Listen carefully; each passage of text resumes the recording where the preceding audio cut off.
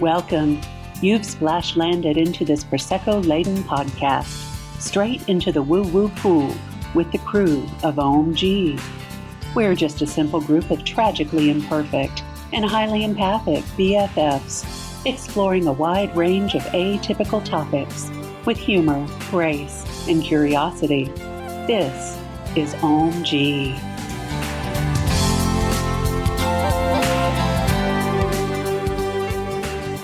Welcome. If you're a human being here on the earth plane, you've got it.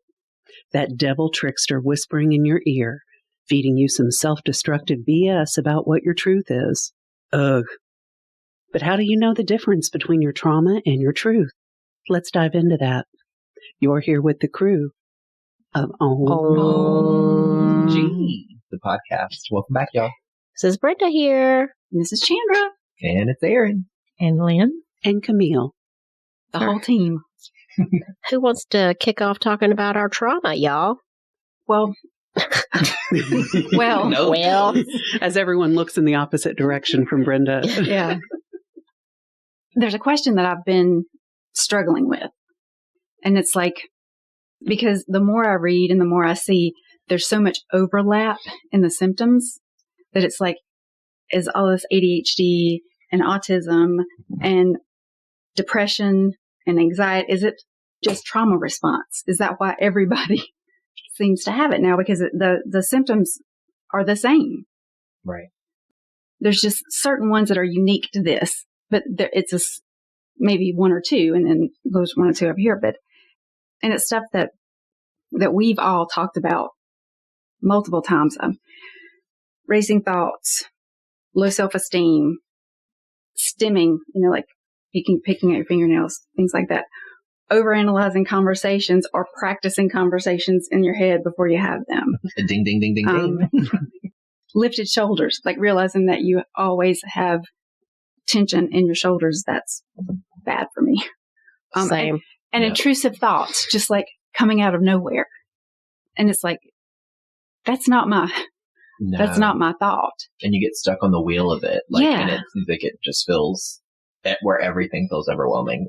We were talking before we started recording, and Chandra and I both yesterday, and we're recording this on 11/12, so yesterday was 11/11, and we felt like this buzzing underneath our skin, like we wanted to just go for a run. I mean, Chandra and I do not run, okay? Mm-mm.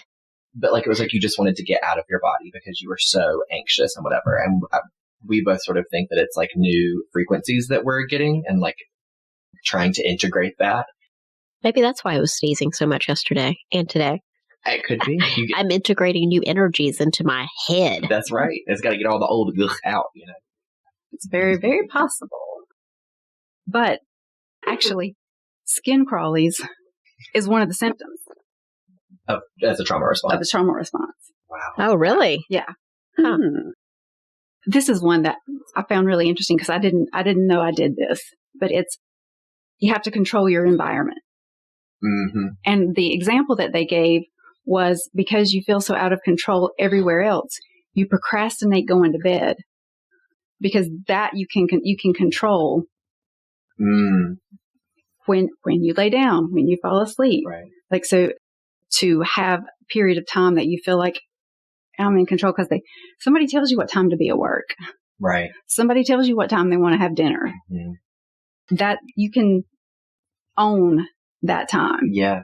And I do that a lot with Jason. I'll go on, I'll stay up till midnight. Right. And then, similar situation here, but then also it's it's screwing future Aaron over because I'm going to wake up the next morning and be cranky and why do I do that? I mean, I'm screwing him over all the time, but that's interesting. But I'm pumped. But I'm I've never thought about that before. I feel like with all of this eclipse energy and all of the, the 11/11, never mind that. That was just Chilla shaking her head. There's been a lot of triggers coming up for people to clear old stuff. And we did a little spirit circle on Friday night, and I had some old triggers come up from, 25 years ago. And then Lynn was talking about last night about being triggered with decorating. Hi, Chilla. Ooh, like decorating for Christmas? in general, yeah. Yeah, stuff from 20 years ago that came up and caused me to have some nightmares. Wow. Gracious. Yeah. So it's funny how that stuff sticks around. And I had a conversation with my oldest daughter, and she got re-triggered a couple of weeks ago. And she was like, I thought I did healing work around that. I'm like, girl. Just one layer. That's pretty much. I was like, and I sent her a little meme from Instagram that was talking about how healing is not linear, like we've talked about before, and how you're just like uncovering another layer of it to be healed. So, like, how many layers can we have, Lynn, after 20, 25 years? Like, Lord have mercy. Like, let's get on with it. And just when you think you've peeled the last layer. Yeah. Surprise, surprise. Pop, bitches, another 12 to go. And that's just this lifetime. You know, right. Like all of the contracts and agreements and traumas and stuff from past lifetimes that come in and are like affecting us right now. And we don't even recognize it subconsciously. Like we had a therapy session this week, hashtag doing the work. And in it, we talked about my like victim mentality that I didn't even realize was a thing. And so in situations, I'm very, I guess conflict avoidant is the good term for it, because I don't like it. I don't like the tense energy, the negativity that's around it. But all my life, I have, even as a kid, if there was ever a conflict or someone was like giving me negative energy or being hostile or aggressive or whatever, someone would step in. So it was like my mom or my brother or my dad. And then growing up, it was the same thing with friends. And then Christian took on that role, and then other friends, you know. And so my therapist was like, do you think that maybe that's like I can't remember the like cognitive kind of term she used, but it's like a learned pattern of behavior where you're like, for example, if something like that happens and you just need to vent about it, like you just need to complain and be like, this is what this person said, whatever, you're venting, but because of that old story, the person or people you're talking to are taking that as, I need help. Can someone take up for me? And I was like, oh my God. Like, and it just like, it was like the roof blew off. My socks were gone. And I had to, I like started thinking about all these different instances in my life where that had been the case. And so now I'm trying to set much more clear boundaries and be able to speak your truth. Yes. Without the like worrying, because it's like that, the recovering people pleaser thing, right? Right. I mean, it's the whole, I don't want people to think badly of me. Yeah. Right. You know, this person sees me out in public. Would they then come up to me and like, who gives a shit? You know, like just. But I get that. I think we all pretty much feel that way, like afraid to hurt anybody else or offend anybody else or have anybody pissed off at us, because then what are they going to go and say about us? Totally. And I think that's like human nature to feel that way. And it takes practice to like stop worrying about it so much. Like you have to just continually hold up the boundaries and speak your truth, and then however it goes down is however it's going to go down. Right. And that's not your responsibility. Totally. And stop giving it that so much mental power and energy. And for those of you at home, I didn't know this, and maybe y'all didn't either, but apparently when something like that happens, like if someone comes at you and is aggressive or hostile or triggers something in you, your amygdala, I think she said, and your brain physically swells. Like it literally swells up. And and so you have that fight or flight response of like, oh, well, this bitch, I need to say this back, or I need to whatever. And she said it literally takes 20 minutes for it to go back down to its unstimulated place. And so she was like, the next time that happens and you're triggered or someone says or does something to you, whatever, take 20 minutes and go do something totally different. Go do the dishes, go walk your dog, go listen to a podcast. And when you come back in 20 minutes, I'm willing to bet you money it's not going to have the same energy to it. And that was something else that I wanted to talk about, was what happens when you don't get the 20 minutes before the next trigger. Yes. You know, like what if you're living with that person? What if that's a parent? What if that's a spouse? It's called the flood response, because you don't ever get that respite in between. It's like, it's just like a roller coaster cycle. It never hits the bottom. It never stops. It just keeps going up and down, up and down. You know, and that's, I mean, that just leads to illnesses, but it's a real thing, because there are some people who never get the time to bring it down. But going back to caring if people like you or not, I know it sounds like I read and listen to stuff all the time, which I do. She's educated, y'all. I heard something that I am trying myself to embody. There is no good or bad. There is no right or wrong. There is no good or evil. It's like a magnet. They're just poles on the same thing. Yeah. So you can look at someone saying something mean to you as kind of as a compliment, because it's the same thing as a compliment. You are on their mind. You have had an effect on them. You've triggered them. You've triggered them. Right. Mm. And it's the same response. It's just how you filter it. Yeah. Taking out that emotional reactivity from ourselves and looking at it objectively. And I'm really trying to be mindful of that. Like when something happens that I think is bad, I have to think, okay, good and bad don't exist. Where can I see the other pole in this?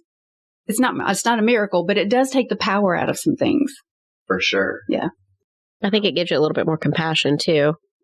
I had a therapist friend of mine say, nobody is 100% bad or 100% good. That's true. Like we all have both the things in us. So that helps you to have more compassion, I think, whenever you think about it that way. Like somebody who pisses you off, well, they're not all bad.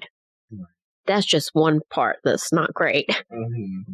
Yeah, and also sometimes when people say things to you that's not nice, they're either jealous or something within themselves that calls them to react that way. Right. Like kind of like what we talked about on the Mirror episode. Yeah. Yeah. Project their stuff. Yeah. One of my easiest triggers that I can definitely recognize, I would call it a pocket of rage that seems to bubble up inside of me every now and then. And I've noticed a pattern whenever I'm in public and let's say some Karen comes up and starts berating the cashier or making a scene or causing pain to someone who has no control over the situation. I don't know what happens, but I get this little Superman cape that comes out of the back of my neck. And I don't act on it most of the time, but I fill up with rage and I want to go throttle that person that's causing the scene or that's affecting the zen in my world. Mm-hmm. So that's just one example I can think of. And you're right, Chandra. I could go get in my car and drive home for 20 minutes, but it takes a while for that to come down. Yeah. So I have a similar thing, I think, with that too. And the big part of me wants to be like, attack that person back. Right. But it's meeting them with that same energy. And so what I have tried to do in those kinds, and you don't know who has a gun or a knife. Right. These days. Crazy.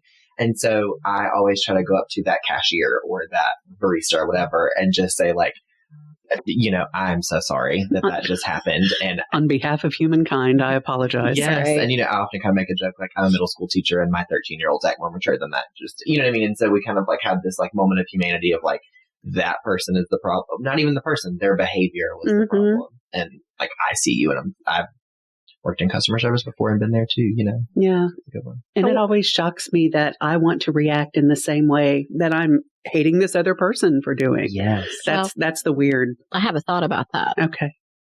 I wonder if that triggers some like repressed rage within ourselves that's like needs to come up and come out. Mm-hmm. And so seeing it outside of yourself, that's not, it's not happening to you, Right. but it kind of creates that reaction of your body of whatever's in there that needs to like be. It's almost like jealousy that I wasn't able to do that in the moment. Yeah. Mm-hmm. I didn't allow myself, or I wasn't allowed in the environment. And it's like, now it's coming up and that's exactly right. You want to do it to that person. Right. Because you see them getting that release and you're like, Let me show you what it feels like. right, right. I feel a smash therapy date coming on. Oh, Lord. Talk, girl. Yeah, that sounds like fun. Rage party. Yeah. All right. A rage rave. So let's take a quick break. And when we come back, we will talk about some of the responses that we have to these traumas. If you're unaware, T-Mobile calls themselves the Un-carrier, which is fitting, considering they've just unraveled their price lock guarantee for new customers. If you ask me, that's pretty uncool. If you're uncomfortable with a company that says one thing but does another, then stick with Xfinity, whose whole home Wi-Fi, wired internet, service, speed, and reliability are unparalleled. Avoid the uncarrier. Stick with Xfinity. Effective for new customers after 1/17/24. T-Mobile's price lock will only reimburse your last bill if you terminate service due to a price increase. This episode is brought to you by State Farm. You might say all kinds of stuff when things go wrong, but these are the words you really need to remember. Like a good neighbor, State Farm is there. They've got options to fit your unique insurance needs, meaning you can talk to your agent to choose the coverage you need, have coverage options to protect the things you value most, file a claim right on the State Farm mobile app, and even reach a real person when you need to talk to someone. Like a good neighbor, State Farm is there. Hey, North Carolina, it's John Rothstein here. It's March, and you know what that means. The world's greatest tournament is in full swing, and now that FanDuel is live in the Tar Heel state, you can make every upset, every buzzer beater, even every 15-foot jumper mean so much more. Right now, new customers can bet $5 and get $200 in bonus bets. That's $200 extra dollars you can use to bet on the blue blood that's getting ready to raise another banner, or that sneaky mid-major you think has a chance to pull off a run for the ages. Or you can just bet on a team with a funny mascot. That's always fun too. Just sign up for America's #1 sportsbook today and bet the tourney from the playing games until they cut down the nets. Make every moment more with FanDuel. 21 plus in Preston and North Carolina. Must be first online real money wager. $10 deposit required. Bonus issued as non-withdrawable bonus bets that expire 7 days after receipt. Restrictions apply. See full terms at FanDuel.com/sportsbook. Gambling problem? Call 877-718-5543 or visit morethanagame.nc.gov. And welcome back. This is Lynn. And I wanted to share real quickly that a few weeks ago, I was sitting in meditation and doing some automatic writing and channeling. And I didn't realize what I'd written until after I come out. When I read it, I was kind of shocked. And just a short piece of the channel is I wrote, start seeing yourself as others see you. Silence the self-deprecating voice because that voice isn't the truth. That voice is the trauma. Mic drop. Yeah. And I was just like, oh my goodness, because we all have these thoughts running through our minds constantly, or at least I do, like constantly have voices in my head. Y'all. I know, me too. Mm-hmm. I'd be in jail if I listened to him, Lee. Well, get in the cell next to me, please. Yeah. Make some toilet bowl magic. Flirt with the guards, all that stuff. You were saying. Nobody knows. But Camille. But I just thought that was quite enlightening for me, that I need to pay attention to my thoughts because it limits us. Mm-hmm. And so after that came through, they said to me that you limit yourself with those thoughts because you can't bring in what you want because of the trauma response you're having from what other people have caused you. And that's where it becomes so difficult, is because you're not controlling that voice. It's not a conscious thought. Right. And that's part of the trauma response, right? Right. So you're not in control of the voice. You're trying to not listen to the voice. It's like a pop-up. Right. You have the voice because of the trauma. So if you're not in control of that voice and you can't stop it, then how do you heal the trauma so that the voice will stop? Mm-hmm. It's a vicious circle. That's why it's so hard. Yeah. Doing the work. For me, what I started doing is when I'm hearing that voice that is coming from not me, I just acknowledge it. And I say, I hear you, but that's not the truth at all. Mm-hmm. And that seems to help me at least. I had a thought about the people-pleasing thing that we talked about, and how, you don't want to upset anybody, or what are they going to think about you, or what are they going to say about you? And I wonder if any of that comes from childhood. Oh, I'm sure. Mm-hmm. And be good, be nice. Don't embarrass me. Yeah. That was my mother. Yep. You better act right in church. Yep, that's right. And be a good girl or be a good boy or whatever the messaging was. And so we grow up and we think that we can't have conflict. Right. And conflict is part of life. We have to figure out how to have conversations with each other. It's like a conversation stopper whenever people don't know how to have have those conflict conversations, because it doesn't have to be a bad thing. Conflict doesn't have to be bad. It can be a conversation. It can be. So I don't know. That goes back to musings. The good, bad thing. Yeah. Because it's like when you made an action and your parent reacted to that as, oh, what a good girl, or oh, what a good boy. Mm-hmm. You're conditioned to do more of that action because that felt so good to get that praise. Mm-hmm. And it's it's reinforcing. I mean, all you did was have a reaction to a situation. Yeah. Good, bad, didn't matter. But you got that dopamine hit. You got that praise from one side. For expressing your good, positive emotions. Right. Yeah. And not your bad. You get chastised when you... How many people heard growing up, don't talk back to me, or don't cry, I'll give you something to cry about. Oh, yeah. Mm-hmm. So it's like, you can't even have a conversation. Like there was, I don't know how your households were growing up, but it wasn't like we could have conversations about things. It was the parents' rule. That was it. Mm-hmm. Don't talk back. Don't argue. And that was it.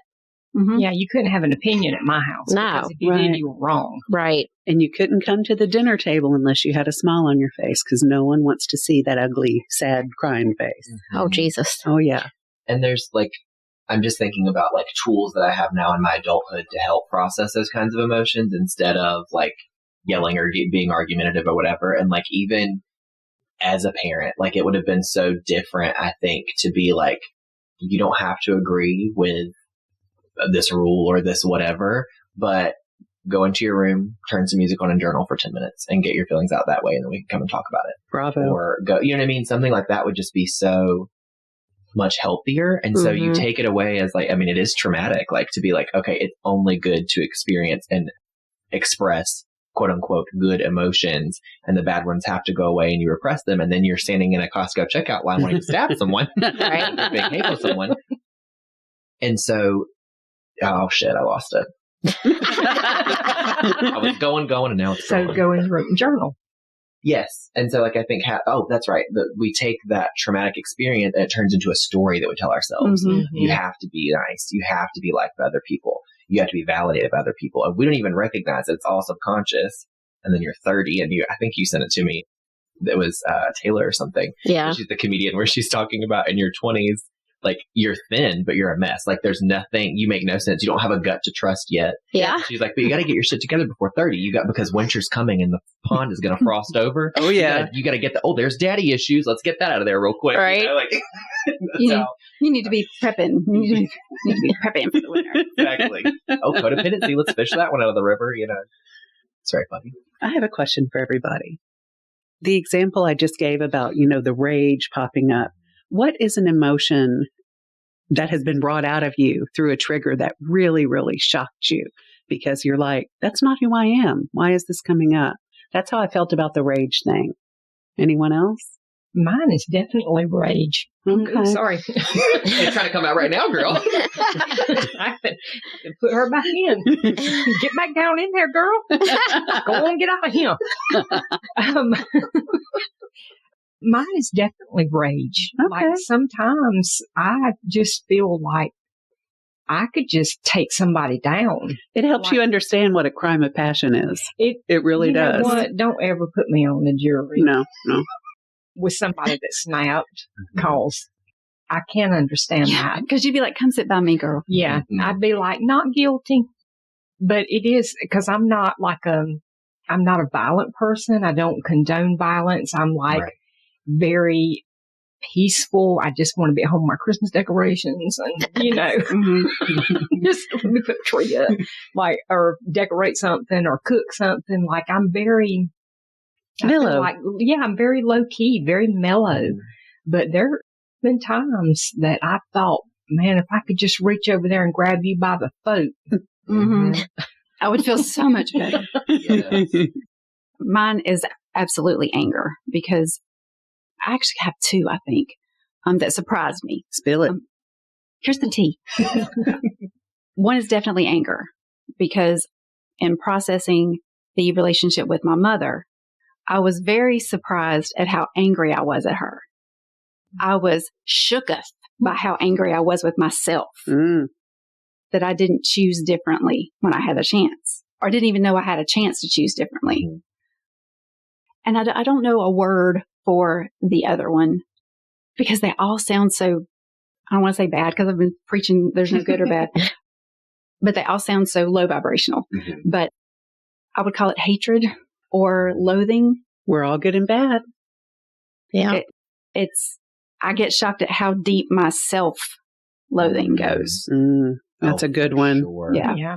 I think for me, it's also anger and rage, kind of to echo what everyone else has said, because I'm very bubbly and, whatever, and pretty chill in solitude. But then sometimes you're just like, I'm going to stab someone, like I've had, but my job has taught me an immense amount of patience because you can't just curse at a child. I mean, you can, but it's frowned upon. You can't In this just, establishment? in this government. Note in your file and such. Yeah. Exactly. I've literally had moments where a kid has triggered me. I've seen the tape play out in my head. I'm sure I stand there like that's so Raven, like having a vision. But I see the tape of like me, like teacher on the news, like strangles kid to death in class. Like I see it, and I'm like, we're not doing that. And so I bring it back down. So anger and rage, but sadness is also one for me because I feel like I felt it a lot growing up, but I just repressed it or didn't name it or didn't know how to process or do whatever with it. It's like sometimes around Christmas, I don't know why, it's like supposed to be a happy time or whatever, but there's Casey Musgraves has a song called Christmas Makes Me Cry. Mm. And so I listen to that sometimes and just get it out. And like last Christmas, we had a great Christmas, but then like it was just Christian and I in the evening and like everything had kind of settled and we were just relaxing and I was just like it just like all just started pouring, and it was just like I thought about like all the kids in foster care who don't have a family to go home to. And I thought about like all these elderly people who their spouses have passed, like, like all these different, it's like the world of energy around Christmas came in and just like gutted me. Yeah. So deep, deep sadness sometimes. I have a theory about that, specifically about Christmas. I think that sadness comes from, as children, you see Christmas coming and you have certain expectations. Yeah. Like you're excited. You think it's going to be a great day. It's just going to be so much, when I get to open my presents, it's going to be so much fun. And, Santa. Exactly. And then the day comes and then there's probably, this is my experience, may not be everybody's, but there's that one relative that just screws the whole thing up. That just puts everybody on edge. That just, everybody's walking on eggshells. The drunkle. The drunkle. Or exactly. the Gant. Wait, no. Not Gant. That's Gay Aunt. Whatever. She's usually pretty cool, actually. It's a good time. But then you get to be an adult. And that sadness comes back because you start to expect the whoever that's going to ruin it. Yeah. It's kind of like not Christmas unless somebody comes in and just jacks up the whole thing. Yeah. But I feel like that's maybe where some of our sadness around Christmas comes from, is because our expectations were just blown out of the air. And our expectations were so high and we were, a kid gets excited, really You see all those commercials and you watch your friends get new puppies and new bikes or whatever and you get a corduroy jumpsuit, It happens to all of us. Yes. Sit down in the corduroy jumpsuit to enjoy your banana salad. Brenda, Yes. what about you? Yeah. What emotions? Y'all know. Don't we though? The microphone does not. Carry on. Rage, for sure. Like I can go from 0 to 60. Yeah, real quick. Like, and it's always around feeling disrespected. So if I feel disrespected, you better look out. Smash their Hold your bloomers. Yeah, you won't get the wrong end of Brenda Sue. I do find it very funny how basically we were all raised in the South, and especially with us females, rage, anger is that undercurrent. And when you talk about sadness, Aaron, I think, well, a little boy raised in the South better not cry. You're going to get called out. You're going to get called names by the bubbas, Yeah. So all of this is really piecing together, and that's all I have to say. I love it. I mean, I don't love the trauma, but You love the discussion. I love this discussion. Discussion. Part of the healing. Yeah. Well, if you guys loved it too, please leave us a review wherever you listen to our podcast. It helps a lot. Check us out on Instagram, the YouTubes, and our website, omgpodcast.com. And we look forward to seeing you on the next episode. Ciao for now. Bye. Bye-bye.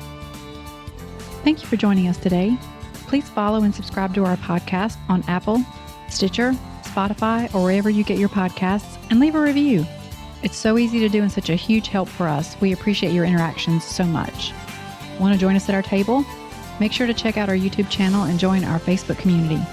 If you've enjoyed this content and wish to support us, take a look at our Patreon page. All information and links will be in our podcast description. Catch you next time.